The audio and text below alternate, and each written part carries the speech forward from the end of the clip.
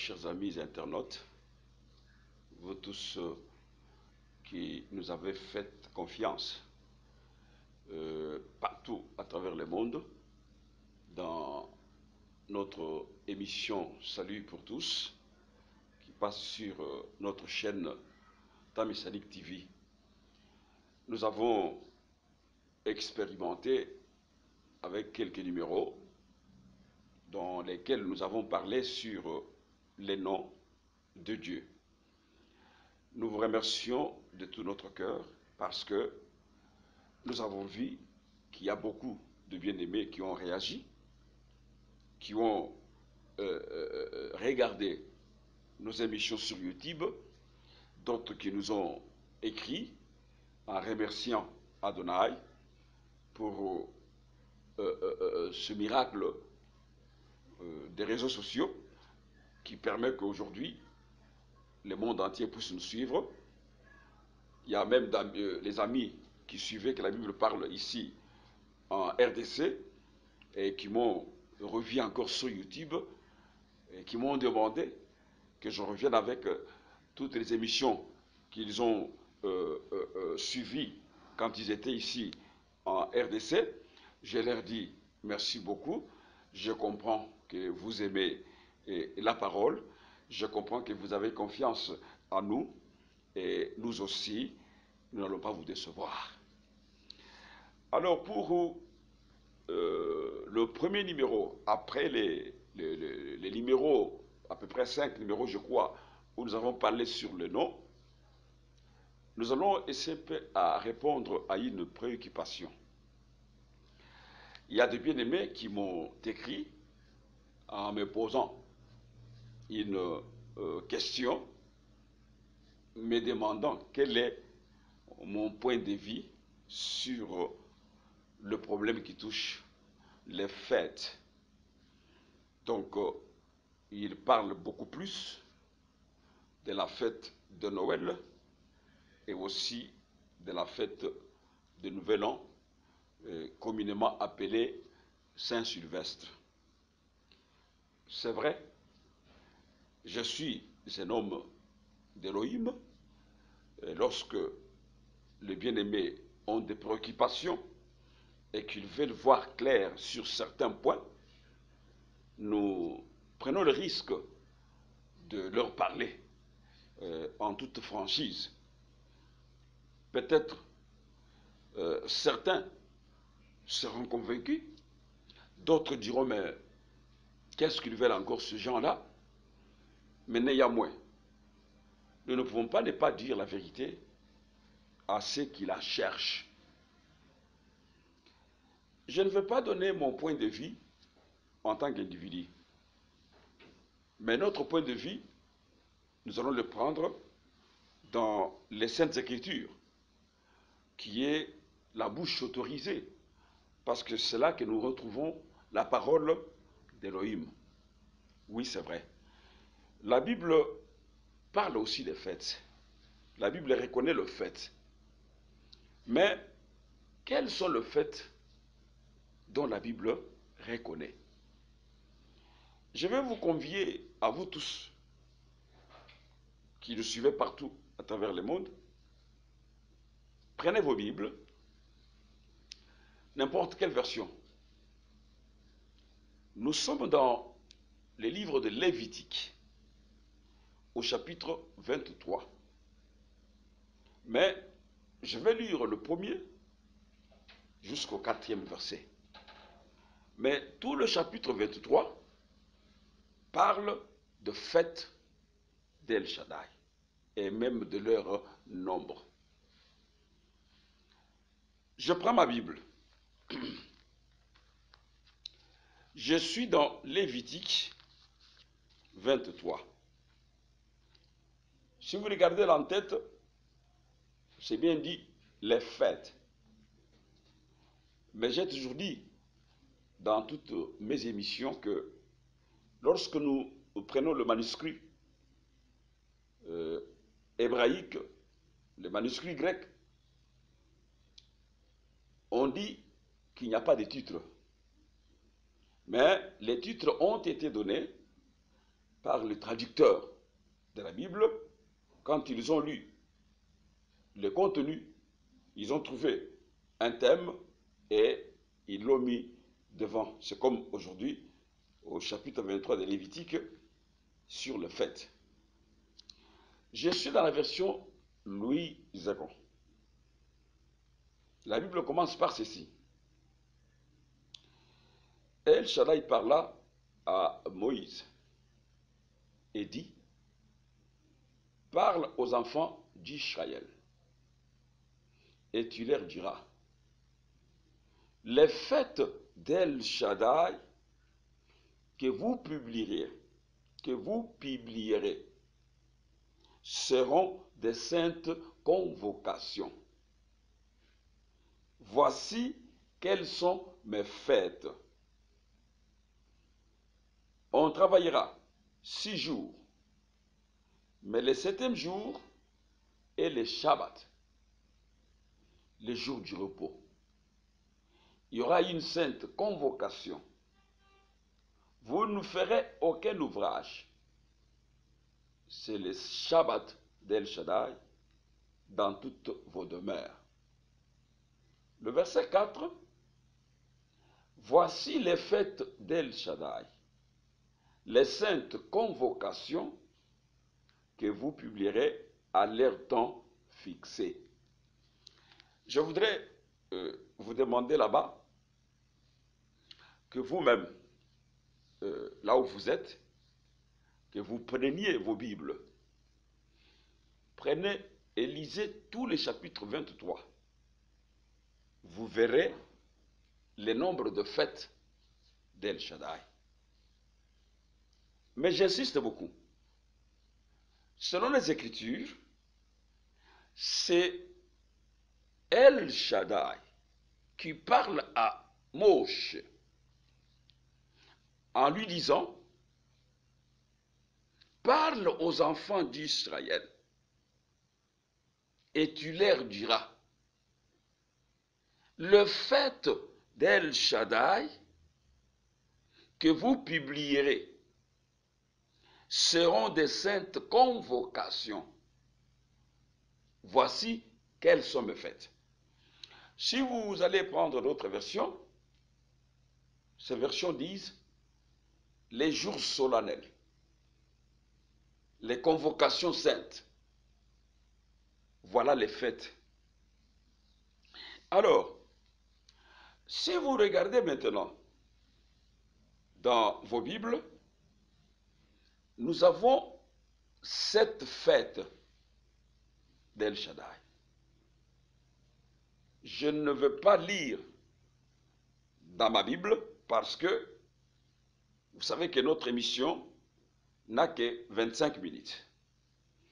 Mais je vais vous citer ce fait et vous demandant de vérifier dans vos Bibles pour vous rendre compte que c'est ça le fait. Nous avons la première fête, c'est la fête de Pâques. Deuxième fête, c'est la fête de pain sans levain. Troisième fête, c'est la fête des gerbes de prémices. Quatrième fête, c'est la fête de la Pentecôte. Cinquième fête, c'est la fête de trompette. Sixième fête, c'est la fête des jours d'expiation. Et septième fête, la fête du tabernacle. Vous avez compris qu'il y en a au moins 7. Si je me suis trompé, vous allez vérifier dans vos Bibles pour voir que c'est ça les jours solennels. Elohim dit, Moïse dit aux enfants d'Israël que voici le fait d'El Shaddai, les convocations saintes, les jours solennels que vous publierez au temps fixé. Retenez beaucoup cela. Que vous publierez au temps fixé. Ce sont mes fêtes à moi. Alors, lorsque nous avons cité ce verset, ce fait-là, vous avez compris que avant les fêtes, les 7, il y a les Shabbats. Les Shabbats, c'est aussi un jour solennel. Bon, après les Shabbats, nous avons maintenant le fête dont nous venons de citer. Alors, d'après la pensée d'Élohim, quand il a créé l'homme dans le jardin d'Éden, et il a mis à côté la femme, c'était pour que l'homme entre dans le repos, qui est le Shabbat. Alors, mais lorsque le repos a été dérangé par l'ennemi, comme vous le savez vous tous, l'homme ne peut pas encore entrer dans le Shabbat, parce qu'il fallait maintenant toute une procédure, ou tout un processus, pour que l'homme revienne aussi au repos ou au Shabbat. Alors, vous voyez que dans ces fêtes-là, il y a la fête de la Pâque. Ça, c'est la fête de la rédemption. C'est pourquoi vous voyez que El Shaddai insiste en disant mes fêtes, mes jours solennels, mes convocations saintes. Ça veut dire quoi? Ça veut dire que ces fêtes-là sont les fêtes d'El Shaddai. La Pâque, c'est une fête de la rédemption. Parce qu'il fallait que l'agneau soit immolé, qu'il fasse couler son sang pour que l'humanité reçoive le pardon. Après la Pâque, il y a la fête de pain sans levain. Là, il avait ordonné que tout juste quand le peuple devait manger la Pâque, au lendemain, il devait célébrer cette fête-là de pain sans levain, qui devait prendre pratiquement 7 jours. Ce qui veut dire que pendant 7 jours, les peuples devaient manger le pain sans levain. C'est ça aussi une signification. Quand le peuple doit manger le pain sans levain pendant 7 jours, 7 étant les chiffres de la plénitude, ce qui veut dire que d'après El Shaddai, l'homme, après la rédemption, devait vivre la vie sans péché. Après cette fête des pains sans levain, la troisième fête, c'est la fête des gerbes des prémices. Là, vous remarquerez que Elohim avait demandé aux enfants d'Israël que lorsque vous arriverez à la terre promise et que vous allez planter, vous allez récolter, vous prendrez la première gerbe de promesse, vous tournoyerez devant l'Éternel et vous allez aussi présenter cette gerbe de promesse devant le sacrificateur. Ce qui veut dire que la première gerbe de promesse que le peuple devait prendre pour agiter devant El Shaddai, c'était la fête de la résurrection de notre Adonai Yehoshua HaMashiach. Lorsqu'il est ressuscité, ça c'était la fête de la gerbe de promesse. Alors, la fête de la Pentecôte, qu'on appelle la fête des 50 jours, c'est une fête, quand vous lisez dans les Écritures, dans Lévitique 23, on vous explique comment est-ce que 50 jours après, ce que le peuple israélite devait faire. C'est comme ça que vous allez voir que de la mort de notre Seigneur, de son élévation ou son enlèvement dans le ciel, le temps qu'il a fait, pratiquement 50 jours après, le Saint-Esprit est descendu au jour de la Pentecôte, lorsque les disciples étaient réunis à la chambre haute. Et ce jour-là, le Saint-Esprit était descendu pour former la première église. Et cet esprit-là, ou le Saint-Esprit-là, c'était la fête de la Pentecôte, comme vous connaissez vous tous. Vous avez compris que toutes ces 4 fêtes-là n'ont rien à voir avec les communs des mortels. Donc ce sont les fêtes d'El Shaddai. Parce que qui a fait descendre le Saint-Esprit sur la terre, c'est lui-même, El Shaddai, Yehoshua HaMashiach, lorsqu'il avait dit que je vous enverrai le Paraclet.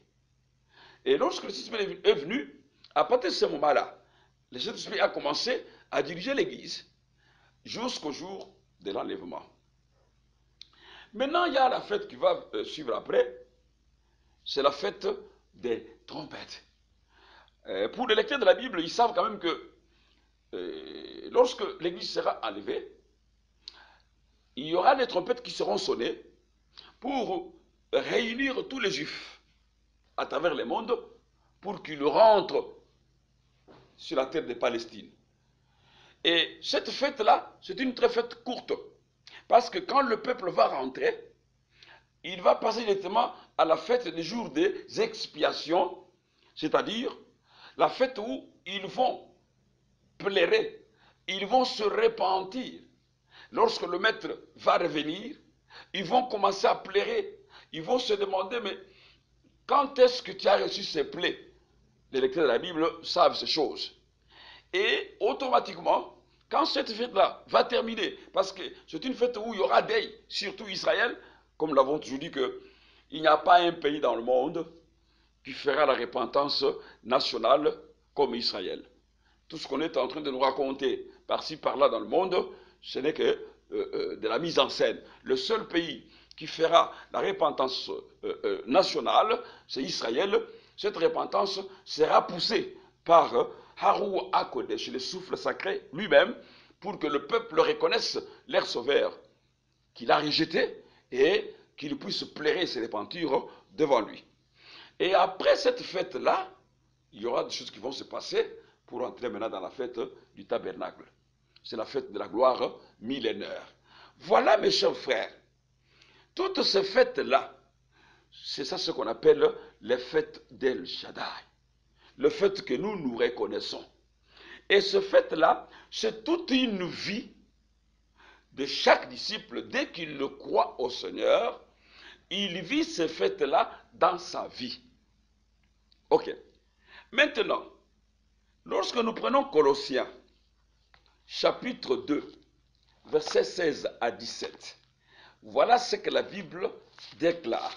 Les gens nous ont posé des questions et nous ne pouvons pas parler avec nos propres philosophies, mais nous voulons parler avec la Bible.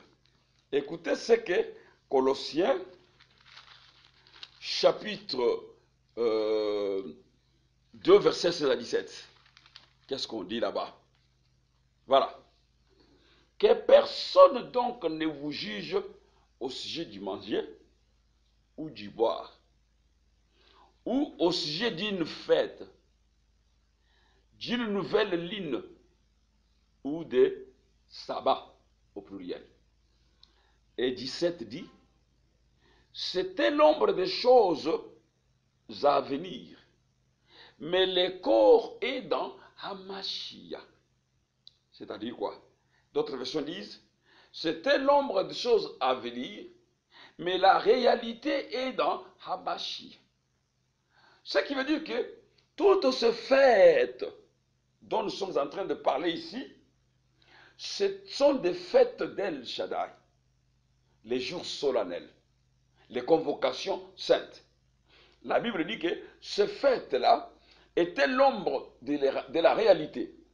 Et lorsque la réalité est venue sur la terre, c'est l'accomplissement de toutes ces fêtes. Mais qu'est-ce que nous voulons dire là-dessus? Lorsque la réalité est venue sur la terre, quand vous prenez Luc chapitre 4, versets 18 à 19, il vous dira que l'Esprit d'Élohim est sur moi, il m'a oint pour annoncer la bonne nouvelle aux pauvres. Vous connaissez l'écriture. Il finit par dire, publier une année de grâce. Ce qui veut dire que depuis que Adonai, Yehoshua, est venu sur la terre, jusqu'à l'enlèvement de l'Église, nous vivons dans l'année de la grâce. Et comme nous sommes dans l'année de la grâce, la Bible ne parle jamais de la fête de Noël, même de la fête de Saint-Sylvestre. Ce sont des fêtes mondaines. Ce sont des fêtes païennes. C'est-à-dire quoi? C'est-à-dire que c'est le fait qui ont été introduites dans l'Église par les Romains. Ça, c'est connu de tous. Vous pouvez faire des recherches dans toutes sortes de bibliothèques sur l'histoire de l'Église, vous trouverez que ni la fête de Noël, ni la fête de Saint-Sylvestre n'ont jamais été des fêtes bibliques. Donc, ce sont des fêtes mondaines. Alors, si les gens célèbrent ces fêtes-là aujourd'hui, c'est beaucoup plus parce que les Romains, dans leur pensée de voir les choses, ils ont voulu, d'ailleurs vous savez que les calendriers que nous avons, nous, tous des nations aujourd'hui, ce n'est pas les calendriers juifs, c'est un calendrier romain. À l'époque, ce calendrier-là avait beaucoup de fêtes. Mais, lorsque les choses ont commencé à changer, sur le plan politique, c'est comme ça que beaucoup de fêtes de la religion romaine catholique ont été enlevées des calendriers. On a gardé au moins celle-là, la fête de Noël, le 25. Mais vous ne verrez nulle part dans les Écritures, il y a une écriture qui vous démontre que les seigneurs, ni même ses apôtres, ont dit qu'il fallait célébrer ma naissance, le 25 décembre. Ironie du sort, je vais vous faire un peu lire quelque chose qui va vous faire un peu rire. Prenons un peu dans Luc, chapitre 1er. Nous sommes au verset 26. Je vais me limiter au verset 28. Écoutez ce que la Bible déclare. Au 6e mois, l'ange Gabriel fut envoyé par Elohim dans une ville de Galilée appelée Nazareth, auprès d'une vierge fiancée à un homme de la maison de David nommé Joseph. Le nom de la vierge était Marie. L'ange entra chez elle et dit, je te salue, toi à qui une grâce a été faite, Adonai est avec toi. Vous connaissez la suite.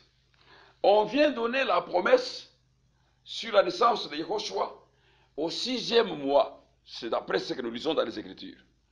Mais lorsque vous faites les calculs, au 6e mois, et le 25 décembre, on dit c'est la naissance. Mes chers bien-aimés internautes à travers le monde, nous tous qui parlons, nous avons au moins fait 9 mois dans les seins de nos mères. Mais écoutez, Adonai, lui, au 6e mois, on vient annoncer le message, et au mois de décembre, il est né. C'est-à-dire qu'il est prématuré. Ce qui ne peut pas se faire.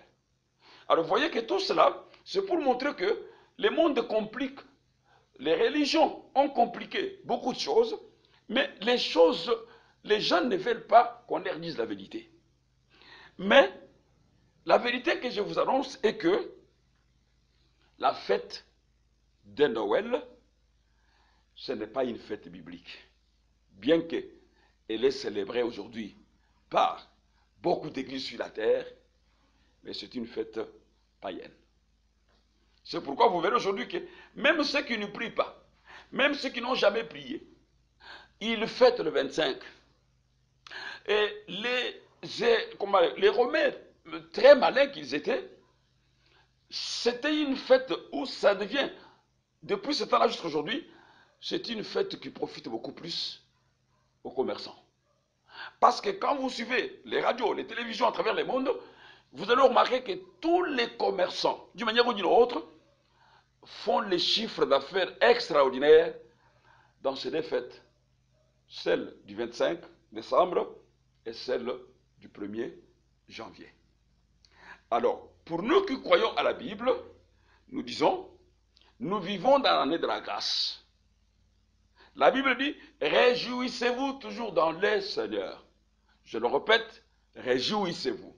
Ça veut dire que quand on a Adonai, Yehoshua, dans sa vie, lui-même, c'est les jours. Lui-même, c'est la fête. Lui-même, c'est la réjouissance. C'est pourquoi le vrai disciple ne peut pas célébrer ces fêtes-là, parce que ce sont les fêtes païennes et mondaines. Donc, pour ceux qui m'avaient posé la question, je vous ai donné la position de la Bible. Il n'y a qu'une seule fête qu'Adonai a autorisée, c'est la Sainte Seine. Il a dit, chaque fois que vous feriez ceci, à mémoire de moi. Voilà. Donc voilà ce que nous devons faire, nous, l'Église, c'est la célébration du repas de l'Adonai. Mais la Noël, non, non et non. Ça, je vous le dis en tant que serviteur de Hamashi. Je crois que pour aujourd'hui, je vous laisse sur votre soif. Ceux qui auront des questions à nous poser, ils vont nous poser parce que nos numéros apparaissent sur notre chaîne. Nous sommes à votre disposition. Mais nous ne célébrons jamais la fête de Noël parce que ce n'est pas une fête d'El Shaddai. Aujourd'hui, au nom de toute l'équipe technique qui m'accompagne et au nom de mon fils, Tite Kalambaye, qui réalise cette émission, et à mon nom personnel, je vous dis au revoir et à la prochaine occasion. Yamashi vous bénisse.